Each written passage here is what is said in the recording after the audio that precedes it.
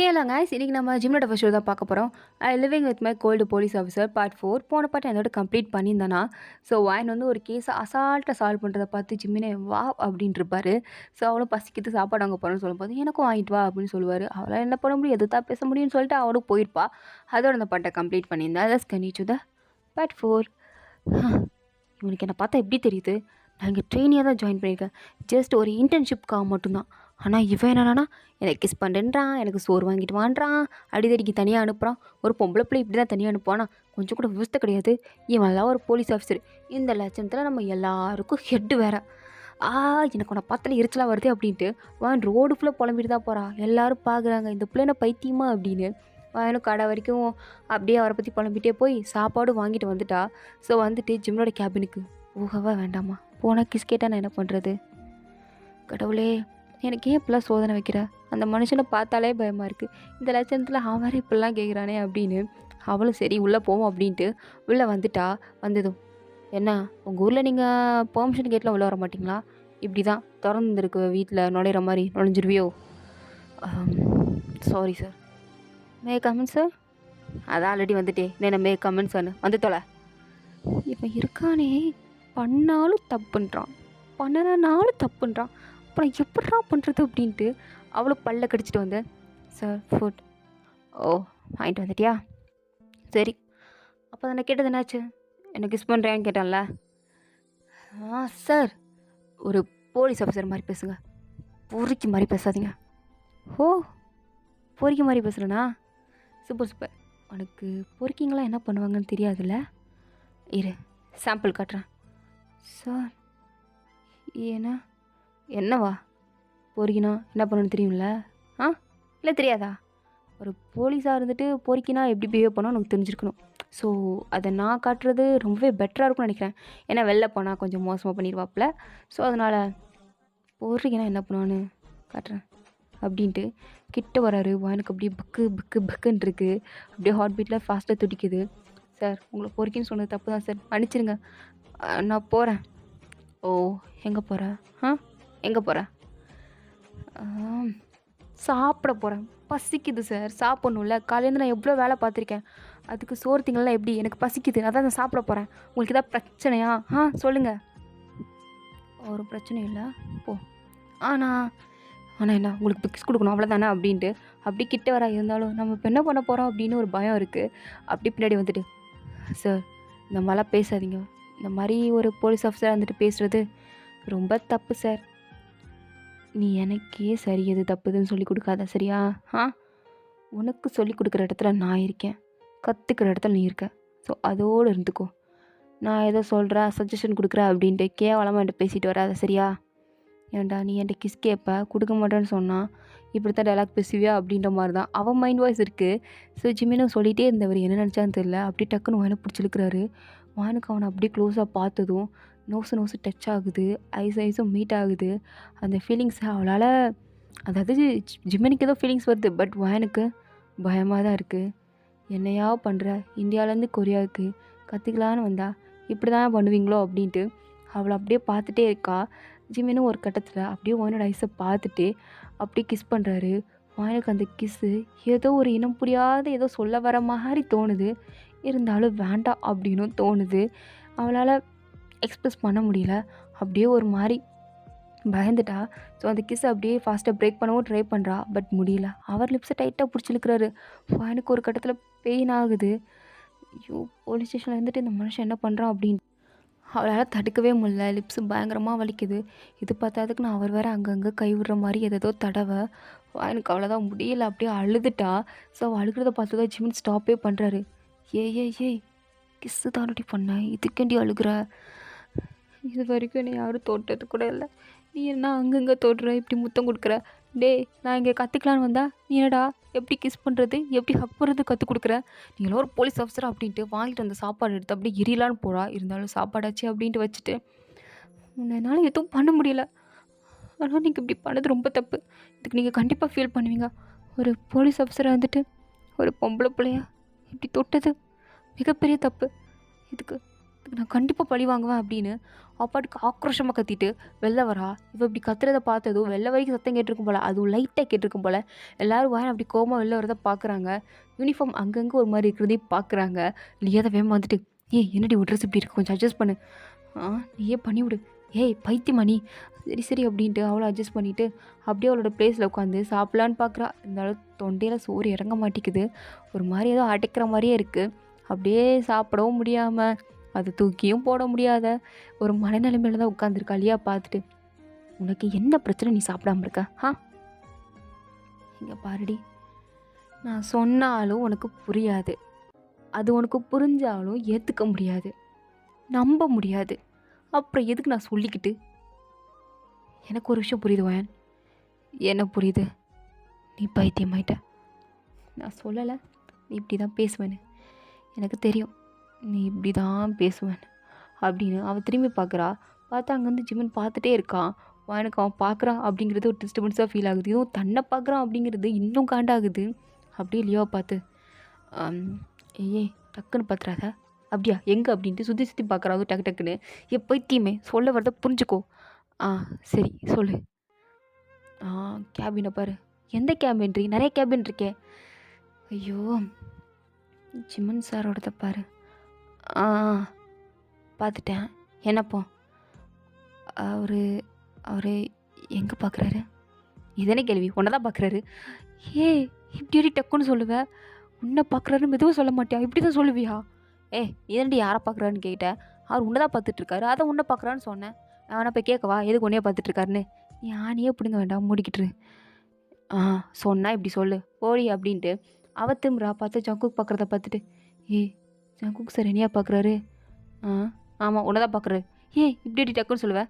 நீ மட்டும் எனக்கு டக்குன்னு தானே சொன்னேன், அதான் நான் அப்படி சொன்னேன். எப்படி உனக்கு சொல்லும்போது மட்டும் உனக்கு வலிக்குதுல்ல, அது மாதிரி தான் எனக்கும் இருக்கும். ஏன்டி இந்த பசங்களாம் ஒரு மாதிரியாக இருக்காங்க? நம்ம தமிழ்நாட்டு பசங்களாம் அப்படி இல்லையே. இவனுங்க மட்டும் ஏண்டி அவனுங்க கொஞ்சம் ஸ்லோடி, இவனுக்கு ரொம்ப ஃபாஸ்ட்டாக இருக்கானுங்க. அப்படி நீ எத்தனை பசங்கிட்ட பேசி பழகுன? ஒன்று கூட இல்லை, அதான் இப்படி இருக்கும் உனக்கு. அது எல்லோரும் ஒரே மாதிரி தான் அப்படின்ட்டு லியாவும் சொல்கிறா. இவங்க 2 பேருக்கும் அங்கே இருக்கிறதுக்கு ரொம்ப ஆக்வர்டாக இருக்குது. இருந்தாலும் சரி பசிக்கிறது சாப்பிடலான்னு சொல்லிட்டு அப்பாட்டு சாப்பிட்டுட்ருக்கா. அப்போ அந்த லேடி வந்தாங்க இல்லையா, ஸோ அவங்க வாயனுக்கு வந்து சாப்பிட்றதுக்கு நிறையா ஸ்நாக்ஸ்லாம் வாங்கி கொடுத்து, ரொம்ப தேங்க்ஸ்மா, ரொம்ப அருமையாக சண்டை போட்டேன், என் புருஷனை நல்லாவே காப்பாற்றிட்டேன் அப்படின்றாங்க. அவங்களும் சரி ஆண்டி அப்படின்ட்டு அதெல்லாம் வாயின் அப்படியே சந்தோஷமாக வாங்கி வச்சுக்கிறா. ஏன்னா ஃபர்ஸ்ட் இந்த மாதிரி ரொம்ப நல்லா வேலை பார்த்தேன் அப்படின்ட்டு ஒரு தங்கக்கிட்டேருந்து ஒரு புகழ் கிடைக்கும்போது அவளுக்கு வந்து அது வந்து ஏற்றுக்கணும் அப்படின்னு தான் தோணுது. அதே சமயம் அவளுக்கு ரொம்ப ஹாப்பியாக இருக்குது, இவங்க இப்படி சொல்லியிருக்காங்களே அப்படின்ட்டு.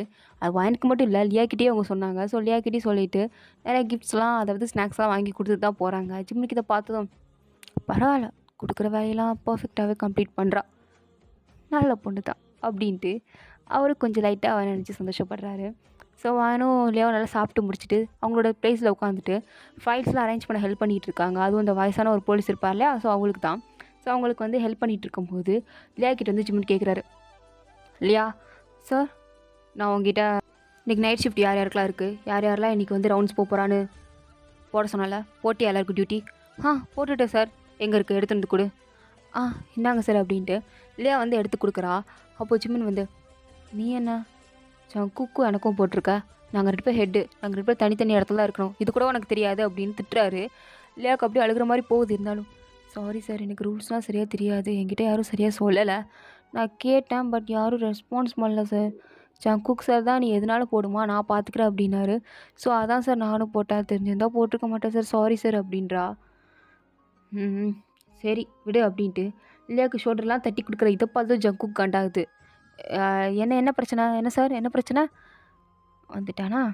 ஒன்றும் இல்லை, நைட் ஷிஃப்ட்டை பார்த்துட்ருந்தேன். ஓ அப்படியா, நைட் ஷிஃப்ட்டு இன்றைக்கி அந்த வயசான போலீஸ்க்கும் அவள் பேர் என்ன, ஷின்மே, அவளுக்கு தானே இருக்குது? ஆமாம், ஸ்டேஷனில் அவங்களுக்கு இருக்குது, பட் நம்ம ரவுண்ட்ஸ் போகணும்ல, ஸோ யார் யாரெல்லாம் ஒன்றா போக போகிறாங்கிறதான் பார்த்துட்ருந்தேன். லியா கொஞ்சம் தப்பு பண்ணியிருக்கா, அதெல்லாம் கரெக்டாக போகல, யாருமே ஹெல்ப் பண்ணலையாமே. அது வந்து சார் நான் தான் சொன்னேன் அவகிட்ட, நீ எப்படினாலும் போடுமா நான் பார்த்துக்கிறேன்னு. ஸோ அதான் லியா பண்ணியிருப்பா இல்லை இல்லையா? ஆமாம். பாருங்க, சரி இருக்கட்டும். அப்போ ஜங்குக், நீயே யார் யாருக்கெல்லாம் ரவுண்ட்ஸ் போகணுங்கிறத லியாவுக்கு பக்குவமாக எடுத்து சொல்லி எங்கெங்கே போகணுங்கிறத கரெக்டாக போடு. இல்லையா சார்? உனக்கு ஜங்குக்கு ஹெல்ப் பண்ணுவான். Okay sir. சார் நீ கூட என் பிளேஸ்க்கு வா அப்படின்ட்டு ஜங்குக் லியாவை கூட்டிகிட்டு போயிட்டான். வான் இன்னுமே அந்த ஃபைல்லாம் அரேஞ்ச் பண்ணிவிட்டு ஃபைலிங் ரூமுக்கு தான் போகிறா. ஸோ அவங்க பார்த்தா எக்கச்சக்க ஃபைல்ஸ் இருக்குது. இது வரைக்கும் இவங்க சால்வ் பண்ண ஃபைல்ஸு, சால்வ் பண்ணாதது, அதை பாதிலே முடிஞ்சு போனது நிறையா இருக்குது. ஸோ எல்லாத்தையும் வாயின் ஒரு டப்பாலையாக போட்டு போட்டு எடுத்து வச்சிட்டு இருக்கா. அதை கொஞ்சம் க்ளீன் பண்ணி வைக்கலான்னு ட்ரை பண்ணுறா. பார்த்துட்டு இருக்கும்போது கரெக்டாக அங்கே யாரோ வர மாதிரி இருக்குது. வாயினுக்கும் பக்கு பக்குன்னு இருக்குது. யாரா இதுக்குள்ளே வரா, ஜிம்னா மட்டும் இருந்துருக்கூடாது அப்படின்னு தான் நினைக்கிறா. பார்த்தா ஜிம்னு தான் வந்திருக்காரு. ஸோ வந்துட்டு இங்கே என்ன பண்ணுறேன், அது சார் ஃபைல்ஸ்லாம் அரேஞ்ச் பண்ண வச்சேன், வந்தேன். என்ன வளர்ற, அது வந்து ஃபைல்லாம் அரேஞ்ச் பண்ண வந்தேன் சார். ஓ, அதெல்லாம் அரேஞ்ச் பண்ண வந்தியா, பண்ணிட்டியா? இல்லை சார், பண்ணிகிட்டே இருக்கேன். கொஞ்சம் கூட வேலையை சீக்கிரம் பண்ண தெரியாதா? இப்படி தான் பண்ணிக்கிட்டே இருப்பேன்னு பதில் சொல்லுவியா? யாராவது ஏதாவது கேட்டாங்கன்னா இதோ 5 நிமிஷத்தில் முடிச்சிடுறேன் அப்படிங்கிறத மட்டும் சொல்ல கற்றுக்கோ, சரியா? இங்கே அப்படிலாம் சொன்னாதான் கொஞ்சம் வேலிடாக இருக்கும். ஏன்டா ஒரு ஃபைல் அரேஞ்ச் பண்ணுறதுல கூட வாடா அப்படின்னு தான் இருக்குவா எனக்கு. இருந்தாலும் என்ன சொல்ல முடியும்? Okay sir, okay sir. Good. அது மட்டும் இல்லாமல் என் லிப்ஸ்லாம் ஒரு மாதிரி. ஐயோ சார், நீங்கள் ப்ரொஃபஷனலை பற்றி கொஞ்சம் பேசுவீங்களா ப்ளீஸ்? ஓ, ப்ரொஃபஷனலை பற்றி தானே, சரி சரி, எனக்கு இந்த ஃபைலை எடுத்து கொடு அப்படின்றாரு. வாயினுமே எங்கடா இருக்குன்னு பார்க்குறா. பார்த்தா அது மேலே இருக்குது. வாயினுக்கு அது ஹைட் எட்டலை. ஸோ அதனால் அப்படியே ஹைட் எட்டாமல் அப்படியே குதிச்சு எடுக்கலான்னு போகும்போது கரெக்டாக ஜிமின் வாயினுக்கு பின்னாடி வந்து அதுவும் வாயினுக்கு ரொம்ப க்ளோஸாக நின்று அவர் அதை எடுக்கிறாரு. எடுத்துக்கும்போது வாயன் வந்து யாரா அப்படின்னு திரும்பி பார்க்குறா. அப்போது ஜிமினும் அவளும் அப்படியே க்ளோஸாக நிற்கிறாங்க. வாயனுக்கா ஒரு மாதிரி ஆகுது. அவளுக்கு வந்து ஜிமின் கிட்டே வரும்போதெல்லாம் ஒரு மாதிரி ஸ்பார்க் அடிக்கிற மாதிரி இருக்குது, பிடிக்காத மாதிரி இருக்குது, பிடிச்ச மாதிரி இருக்குது. ஏன்னா அவளால் எக்ஸ்பிளைன் பண்ண முடியல அது என்ன அப்படிங்கிறத அவளால் உணரக்கூட முடியல.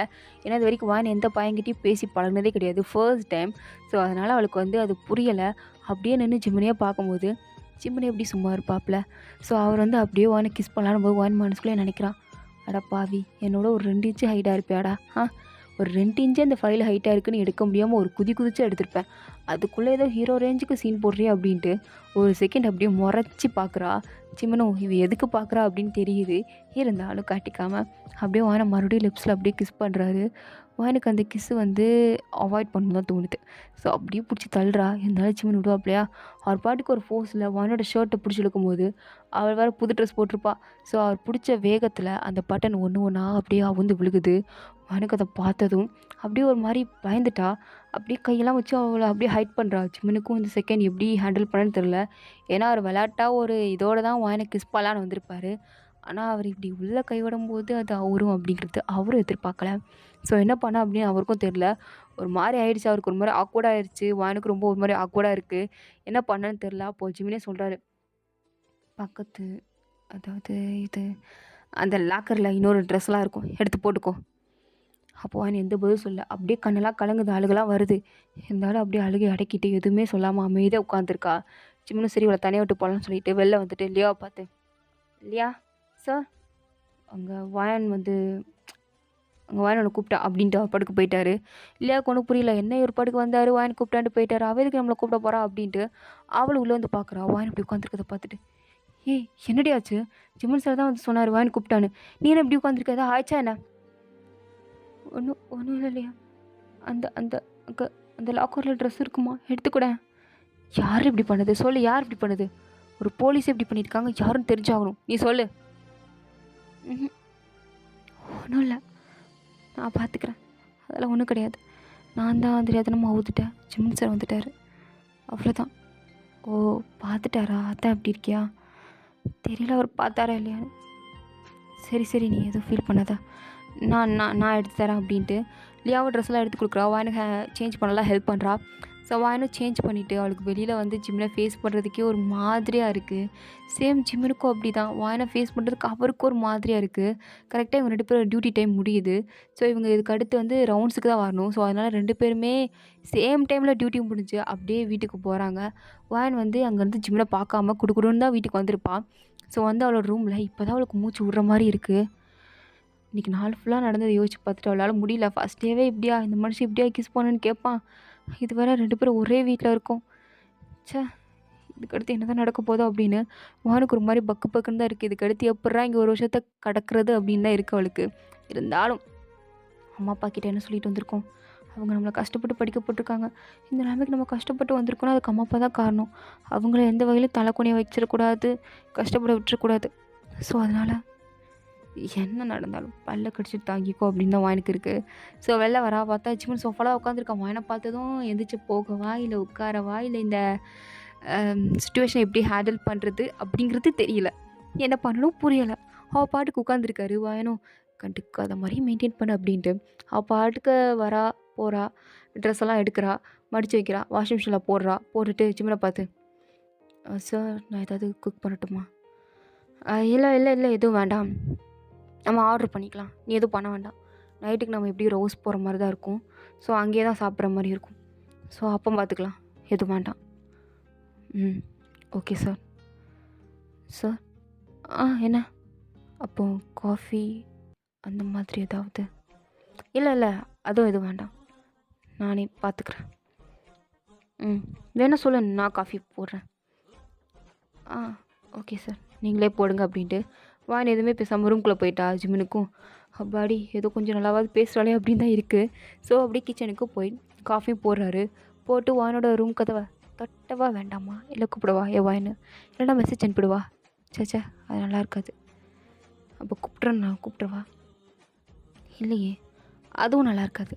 அப்போ என்ன தாண்டா பண்ண அப்படின்னு தான் ஜிம்முனுக்கு இருக்குது. இருந்தாலும் சரி என்ன பண்ணி தொலைகிறது, கூப்பிட்ருவோம் அப்படின்ட்டு வேன் வேன் அப்படின்னு கதை தட்டுறாரு. வானூரோட சத்தம் கேட்டதும் திறக்கவா வேண்டாமான் இருக்கு. இருந்தாலும் காஃபி எடுத்துகிட்டு வந்திருக்கேன், குடிக்கிறியா? சரி சரி அப்படின்ட்டு அந்த காஃபி வாங்கிக்கிறா. இருந்தாலும் குடிக்க மாட்டேங்கிறா. ஏதாவது மயக்கமாருந்து கலந்துருந்தானா அப்படின்ட்டு அவனே தான் பார்த்துட்ருக்கா ஜிம்னும். சரி ஏதோ சந்தேகப்படுறா அப்படின்ட்டு அவரு காஃபி குடிச்சிட்டு வானோட கப்பையே வாங்கி ஒரு மடை குடிச்சிட்டு எதுவும் கலக்கல குடி அப்படின்னு போகிறாரு. ஆனால் அவனுக்கு இது இன்டெரக்ட் கிஸ் ஆச்சு அப்படின்னு தான் தோணுது. அவளுக்கு ஒரு மாதிரி தோணிக்கிட்டு அவனே பார்க்குறா. ஜிம்முக்கு தோணுது ஐயோ நம்ம என்ன பண்ணியிருக்கோம் அப்படின்னு. அந்த இந்த பாட் கம்ப்ளீட் ஆகுது. தேங்க்ஸ் ஃபார் வாட்சிங். உங்களுக்கு பிடிச்சிருந்தா லைக் பண்ணுங்கள், ப்ளீஸ் மறக்காம சப்ஸ்கிரைப் பண்ணுங்கள்.